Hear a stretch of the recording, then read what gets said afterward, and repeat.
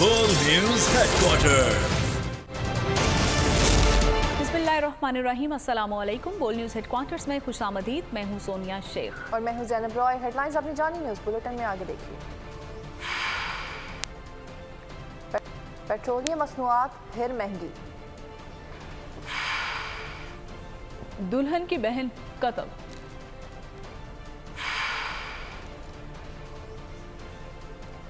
ATM तोड़ डाला, बड़े बड़े नाम हो गए नाकाम,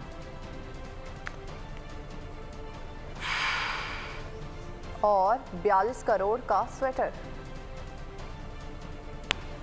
नाज़रीन, बुलेटिन का बाकायदा आगाज़ करेंगे और सबसे पहले पेट्रोलियम मसनूआत की बढ़ती कीमतों के हवाले से आपको आगाह करते चलेंगे कि पेट्रोलियम मसनूआत की कीमत मुल्क की तारीख की बुलंदतरीन सतह पर पहुंच चुकी है। निगरां हुकूमत ने पेट्रोल और डीजल की कीमतों में एक बार फिर से इजाफा कर दिया।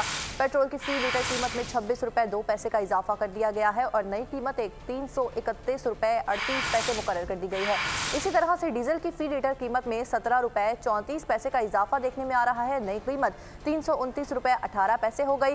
नई कीमतों का इतलाक फौरी तौर पर कर दिया गया है, जबकि दूसरी जानिब पेट्रोल की फी लीटर पर मार्जिन में 88 पैसे का इजाफा किया गया है।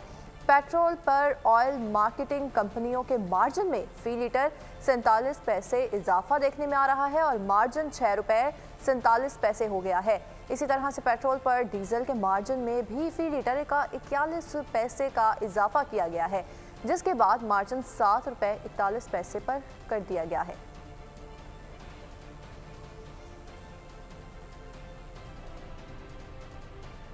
और यहाँ आपको बताएं कि कराची में भत्ताखोर फिर सरगर्म हो गए हैं और सोल्जर बाजार में चौकीदार का कत्ल भत्ते का मामला निकला। पुलिस के मुताबिक ब्लेडर को लिहारी गैंग वार्ड जमील चांगा ग्रुप ने भत्ते की पर्ची भेजी थी। सीसीटीवी बोल न्यूज़ को मौसूल हो गई है। मोटरसाइकिल सवार 2 मुलजिमान प्लॉट पर पहुंचे और चौकीदार पर अंधाधुंध फायरिंग कर दी। तो आपको बताते चलें कि कराची में भत्ताखोर जो है फिर से सरगर्म हो चुके हैं। सोल्जर बाजार में चौकीदार का कत्ल भत्ते का मामला निकला है। पुलिस के मुताबिक ब्लेडर को लिहारी गैंग वार्ड जमील चांगा ग्रुप ने भत्ते की पर्ची भेजी थी। सीसीटीवी फुटेज बोल न्यूज़ को मौसूल।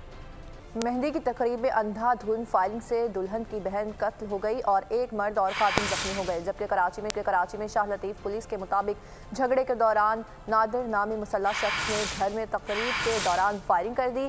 जख्मियों में CTD में तैनात ASI महबूब और नौरीन नामी खातून शामिल हैं। पुलिस के मुताबिक खातून को उनके जानने वाले नादिर ने रिश्ते के तनाज़े पर कत्ल किया है, जबकि मुलजिम फरार हो गया और पुलिस ने तलाश शुरू कर दी है। घोट की मोटरवे M5 पर रूनती के करीब तेज रफ्तार कार ट्रॉलर से टकरा गई है। अलमनाक हादसे में खवातीन और बच्चों समेत 8 अफराद जाँ बहक हो गए हैं। 2 अफराद जख्मी हुए हैं। कार में 9 ब्याहता दुल्हन दूल्हा भी मौजूद थे। हादसे में दुल्हन जाँ बहक और दूल्हा जख्मी हुआ है। लाशों और जख्मियों को शेख जैद हॉस्पिटल मुंतकिल कर दिया गया है। कार सवार फैमिली सक्खर से माही चौक जा रही थी। हादसा तेज रफ्तारी और गफलत से पेश आया। कराची के इलाके लसबेला में सिंध रेंजर्स की जानिब से गैर कानूनी हाइड्रेंट के खिलाफ बड़ी कार्रवाई अमल में लाई गई है, जबकि 5 मुलजिमान को भी हिरासत में ले लिया गया। ऑपरेशन में एंटी थेफ्ट सेल की टीम ने भी हिस्सा लिया है और इस हवाले से मजीद अहवाल जानते हैं मोहम्मद काशान से, जो इस वक्त गैर कानूनी वाटर हाइड्रेंट पर मौजूद हैं। जी काशान, आगाह कीजिएगा। हाँ जी बिल्कुल, देखें लसबेला में रात गया रेंजर्स की जानिब से जो है एक गैर कानूनी हाइड्रेंट के ऊपर छापा मारा। मेरे कैमरामैन आपको ये मनाजिर दिखाएंगे। ये वो हाइड्रेंट है जहाँ पर गैर कानूनी तरीके से पानी जो है शहर भर में सप्लाई किया जाता था। अब जो है रेंजर्स की जानिब से यहाँ पर कार्रवाई की गई है। इस कार्रवाई के अंदर 5 मुलजिमान भी रेंजर्स की जानिब से हिरासत में लिए गए। दूसरी जानिब आप देख सकते हैं कि एंटी थेफ्ट सेल की टीम भी इस कार्रवाई के अंदर मौजूद थी। अब जो है कार्रवाई करके यहाँ से रवाना हो रही है। रवाना होने के मनाजिर भी जो है कैमरामैन से गुजारिश करूँगा कि ये तमाम मनाजिर दिखाएं, जिसके अंदर रेंजर्स की जानिब से कुछ हाइड्रेंट के अंदर इस्तेमाल होने वाले गैर कानूनी पाइप जो है वो भी रेंजर्स की जानिब से कब्जे में लिए गए थे। और दूसरी जानिब एक गाड़ी मौजूद है और जनरेटर भी इसके अंदर मौजूद है जो यहाँ पर चलाया जा रहा था। इसके अलावा दीगर एशिया भी यहाँ पर मौजूद है, जिसको रेंजर्स ने अपने कब्जे में ले लिया। 5 मुलजिमान भी रेंजर्स ने हिरासत में लिए, जिनको नामालूम जगह पर मुंतकिल कर दिया जाएगा। मज़ीद तफ्तीश जो है रेंजर्स की जानिब से की जाएगी। जी, और यहाँ आपको बताएं कि गुजरांवाला थाना ख्याली में पुलिस एहलकार ने तल कलामी के बाद फायरिंग करके अपने साथी सब इंस्पेक्टर को कत्ल कर दिया। कांस्टेबल यूनुस फायरिंग के बाद सरकारी असलहे समेत थाने से फरार हो गया और पुलिस ऑफिसर्स ने थाना ख्याली पहुंचकर तफ्तीश शुरू कर दी है।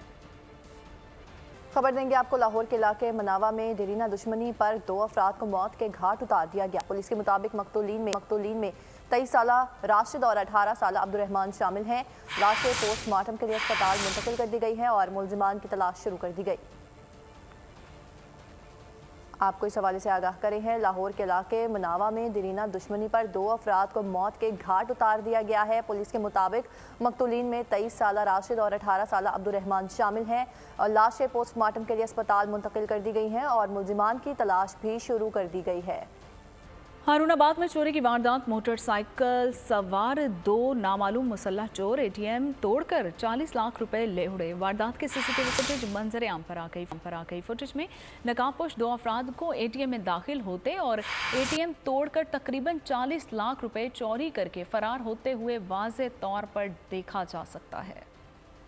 कराची के इलाके डिफेंस फेज 2 में घर में काम करने वाली 15 साल लड़की पर पुरअसरार तौर पर लापता हो गई है। लापता लड़की वजीहा की वालिदा ने डिफेंस थाने में मुकदमा दर्ज करवा दिया है। बच्ची की वालिदा के मुताबिक बेटी को मालिकिन के घर पैसे लेने भेजा था। वाक़े की सीसीटीवी फुटेज भी सामने आ गई है और सीसीटीवी फुटेज में 15 साल वजीहा को वाज़े वापस आते और जाते देखा जा सकता है। पुलिस ने वाक़े से मुतालिक तहकीकात शुरू कर दी हैं। कोयटा के इलाके वली तुंगी में दहशतगर्दों के खिलाफ बहादुरी से लड़ते हुए जामे शहादत नोश करने वाले सूबेदार कैसर रहीम की नमाज जनाजा कोयटा गैरिशन में अदा कर दी गई है। नमाज जनाजा में corps commander Balochistan lieutenant general Asif Ghafoor और दीगर सीनियर अस्करी हुकाम ने शिरकत की है। नमाज जनाजा के बाद शहीद के जस्द खाकी को आबाई इलाके रवाना कर दिया गया है, जहाँ शहीद को पूरे फौजी एजाज़ के साथ सपुर्द खाक किया जाएगा। जुमे की सुबह दहशतगर्दों ने सिक्योरिटी फोर्सेस पर हमला किया। पाक फौज के सूबेदार कैसर रहीम ने बहादुरी से लड़ते हुए जाम शहादत नोश किया। एक सिपाही शदीद जख्मी भी हुआ। जवाबी फायरिंग में 3 दहशतगर्द जहन्नुम वासिल हो गए। ISPR के मुताबिक सिक्योरिटी फोर्सेस दहशतगर्दी की लानत को ख़त्म करने के लिए पुरअज़्म हैं और बहादुर सिपाहियों की कुर्बानियाँ हमारे अज़्म को मज़ीद मजबूत करती हैं।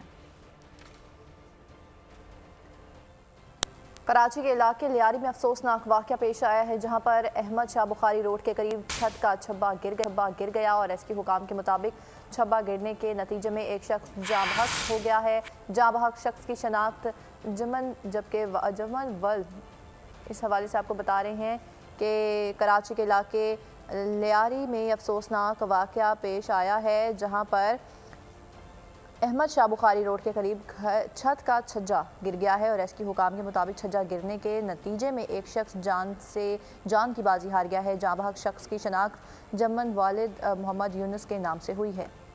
सुप्रीम कोर्ट ने आमदन से ज़ायद असासों और बार सबूतों पर इस्तगासा पर मुंतकिल करने की नैब तरमीम का कदम करार दे दी है। सियासतदानों पर करप्शन के केसेस बहाल हो गए हैं। कानून में मुजरिम और प्ली बार्गेन करने वाले अफराद अवामी ओहदे के लिए नाअहल करार दे दिए गए हैं। 50 करोड़ से कम के करप्शन केसेस एक बार फिर नैब को मुंतकिल हो गए हैं।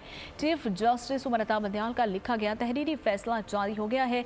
चेयरमैन नैब की 4 साल मुद्दत भी बहाल कर दी गई है। सियासतदानों पर केसेस बहाल। सुप्रीम कोर्ट ने नैब तरमीम की मुतादिद शिकों को आइन के बरक्स करार दे दिया। चेयरमैन PTI की दरखास्त काबिल समात करार दे दी गई। अदालत में चीफ जस्टिस उमर अता बंदियाल ने कहा, लेडीज एंड जेंटलमैन 2-1 की अक्सरियत से फैसला सुना रहे हैं। फैसले में लिखा गया कि अवामी ओहदों पर बैठे तमाम अफराद के मुकदमात बहाल किए जाते हैं। अदालत ने 50 करोड़ से कम करप्शन के तमाम मुकदमात बहाल कर दिए और इन्हें एहतसाब अदालत में भेजने का हुक्म दे दिया। नैब ने 7 दिन में तमाम रिकॉर्ड मुताल्लिका अदालतों को भेजने का हुक्म भी जारी कर दिया। फैसले में लिखा गया, नैब तरमीम से मफादे आमा के आइन में दर्ज हुकूक मुतासिर हुए। बेनामी की तारीफ तब्दील करने के बारे में सबूत इस्तगासा पर मुंतकिल करने की तरमीम भी कलअदम करार दे दी गई। तहरीरी फैसले में नैब कानून सेक्शन 9 में तरमीम सरकारी अफसरान की हद तक दुरुस्त करार दे दी गई। अदालत ने लिखा, प्ली बार्गेन से मुतालिक तरमीम अदलिया की आज़ादी के मनाफी है। कानून में मुजरिम और प्ली बार्गेन करने वाले अवामी ओहदों के लिए नाअहल हैं। प्ली बार्गेन पर रियायत नैब कानून के सेक्शन 15 की खिलाफ वर्जी है। अक्सरियती फैसला ये समझने में नाकाम रहा है कि रियासत के इख्तियारात अवाम के मुंतखब नुमाइंदों के जरिए इस्तेमाल किए जाएंगे। पार्लियामेंट को कानून साजी का इख्तियार है। पार्लियामेंट ही अपने बनाए हुए कानून में तरमीम या तब्दीली कर सकती है। जस्टिस मंसूर अली शाह का सुप्रीम कोर्ट के फैसले पर इख्तलाफी नोटिस भी जारी कर दिया गया। लिखा कि केस में सवाल गैर कानूनी तरामीम का नहीं बल्कि पार्लियामेंट की बालादस्ती का है। सुप्रीम कोर्ट में नैब कवानीन से मुताल्लिक फैसला। बेंच में शामिल जस्टिस मंसूर अली शाह का इख्तलाफ। नोट में लिखा, चेयरमैन पीटीआई की दरख्वास्त मुस्तरद करता हूँ। गुज़िश्ता रात फैसला मिला। मुअद्दबाना अंदाज में कहता हूँ कि इस फैसले से मुत्तफिक नहीं। आजाना राय है कि ये यकतरफा तरामीम नहीं है। पार्लिमानी जमहूरियत में ये आइन की अहमियत और रियासत के 3 सुतूनों के दरमियान इख्तियारात की तकसीम का मामला भी है। ये गैर मुंतखब जजेस के इख्तियारात की हदबंदी का मामला भी है। जस्टिस मंसूर अली शाह ने कहा, वक्त की कमी के बायस तफसीली नोट नहीं लिख सका। फैसले से इख्तलाफ क्यों किया, ये बाद में बताऊंगा। सुप्रीम कोर्ट के तारीखी फैसले के बाद मेगा करप्शन के दर्जनों केसेस फिर बहाल हो गए हैं। नए तरमीम कालादम होने से शहबाज शरीफ, नवाज शरीफ के खिलाफ तोशाखाना केस बहाल हो गया है। आसिफ जरदारी और यूसुफ रजा गिलानी भी तोशाखाना केस में एक बार फिर जवाबदेह हो गए हैं। आसिफ जरदारी के खिलाफ पिंक रेजिडेंसी करप्शन रेफरेंस बहाल हो गया है, जबकि राजा परवेज अशरफ और ओमनी ग्रुप के अब्दुल गनी मजीद और अनवर मजीद के मुकदमात भी खुल गए हैं। शाहिद खाकान अब्बासी के खिलाफ LNG रेफरेंस फिर खुल गया है, जबकि शौकत तरीन के खिलाफ रेफरेंस भी बहाल हो चुका है।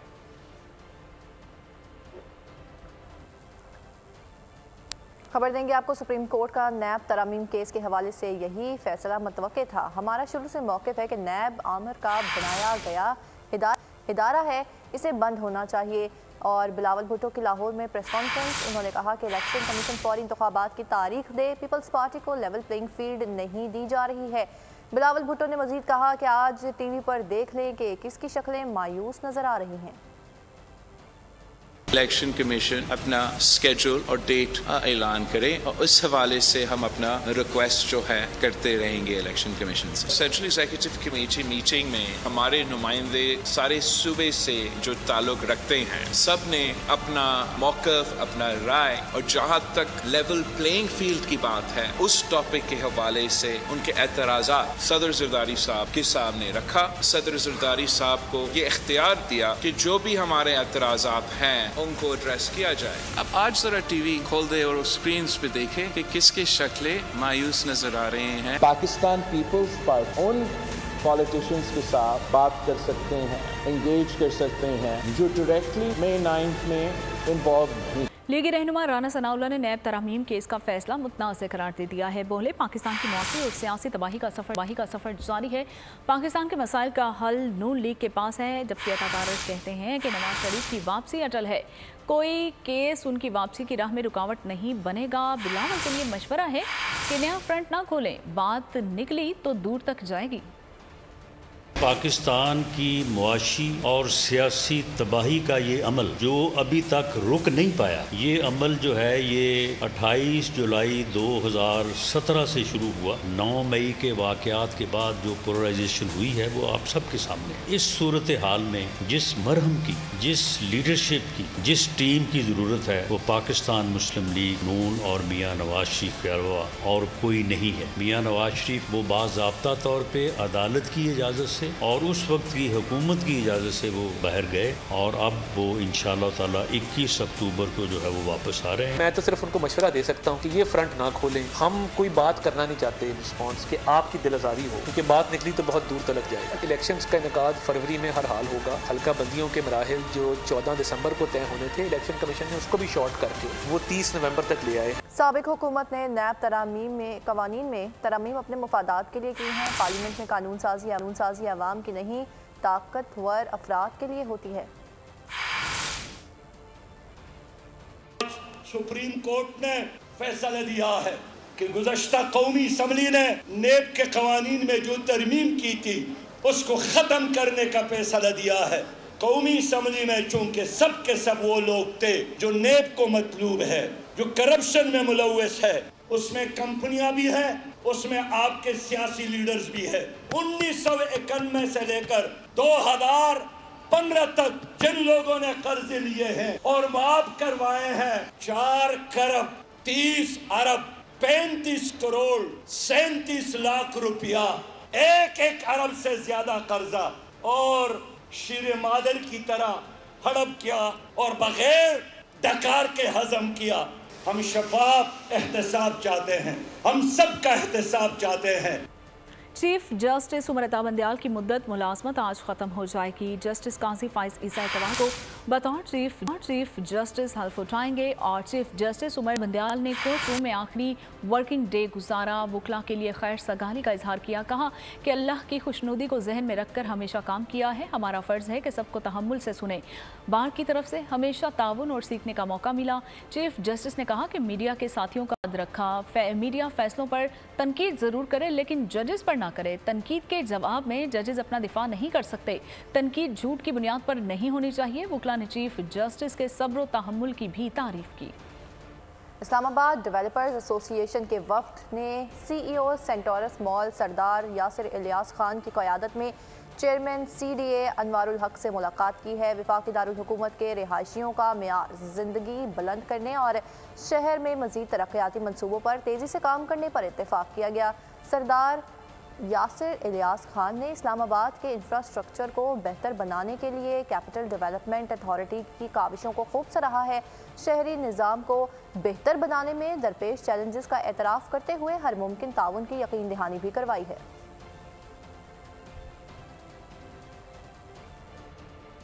और कराची लकी वन मॉल में स्पार्क्स स्मार्टफोन कंपनी की जानिब से 3 रोज़ा इवेंट का इनेकाद किया गया।